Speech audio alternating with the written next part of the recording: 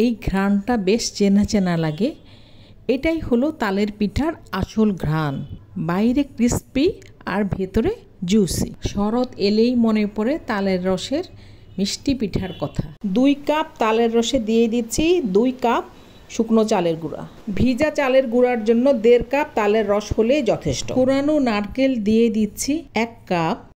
চিনি দিয়ে দিচ্ছি 2 টেবিল চামচ।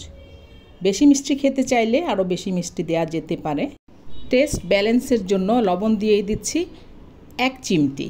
এবার খুব ভালো করে সব কিছুকে প্রথমে একটা স্প্যাচুলা দিয়ে একটু মিশিয়ে নিচ্ছি। তারপর হাত দিয়ে ভালো করে কষলে কষলে মেশাতে হবে। মনে রাখবেন এ ধরনের পিঠাগুলো কিন্তু হাত দিয়ে কষলালেই বেশি মজা হয়, অর্থাৎ সব কিছু ভালোভাবে মিশে যায়। ভালো করে সব কিছু মেশানো হয়ে গেলে এবার একটা প্লেট দিয়ে এগুলোকে ঢেকে রেখে দিচ্ছি প্রায় 1 ঘন্টার জন্য। হাতে সময় বেশি থাকলে আরও বেশিক্ষণের জন্য মেখে রেখে দিলেও চলে। তবে এটা যতটা সময় ধরে মাখানো অবস্থায় থাকবে, অর্থাৎ রেস্টে থাকবে, পিঠা ততটাই ফ্লাপি আর মজার হবে।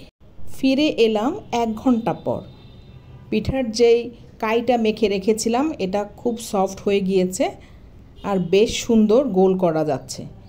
চুলায় একটা কড়াই বসিয়ে দিয়েছি, তাতে দিয়ে দিচ্ছি পরিমাণ মতো তেল, অর্থাৎ যতটুকু তেলে পিঠাগুলোকে খুব সুন্দরভাবে ভাজা যাবে আন্দাজ করে অতটুকু পরিমাণ তেলই এখানে দিতে হবে।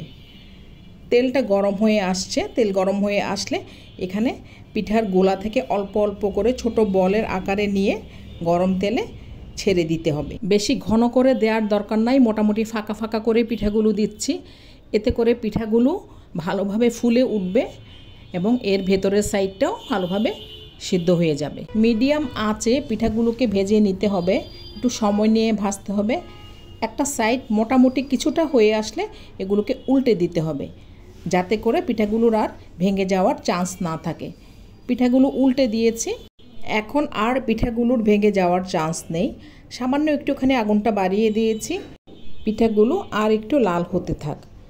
তালের পিঠার মধ্যে সবচেয়ে কমন আর মজার পিঠা হচ্ছে তালের এই বড়া পিঠা। খুব সহজেই বানানো যায় এগুলো, তেমন কোনো কষ্ট নেই বললেই চলে। পিঠাগুলো প্রায় হয়ে গিয়েছে, পিঠার গন্ধে সারাটা ঘর ভরে গিয়েছে। এবার পিঠাগুলোকে তুলে নিতে হবে। একটা বাটি নিয়েছি, বাটিতে পিঠাগুলো ভালো করে তেল ঝরিয়ে তুলে নিচ্ছি। সবগুলো পিঠা তোলা হয়ে গেলে আরও 1 ব্যাচ পিঠা তেলে ছেড়ে দিব। এভাবে সবগুলো তালের বড়া পিঠা বানিয়ে নিয়েছি। তালের রস বের করে নিতে একটু কষ্ট হলেও তালের পিঠা খেতে কিন্তু কোনো কষ্ট নেই। অল্প কিছুক্ষণের মধ্যে তালের সব পিঠা খেয়ে শেষ করে ফেলেছি। ধন্যবাদ।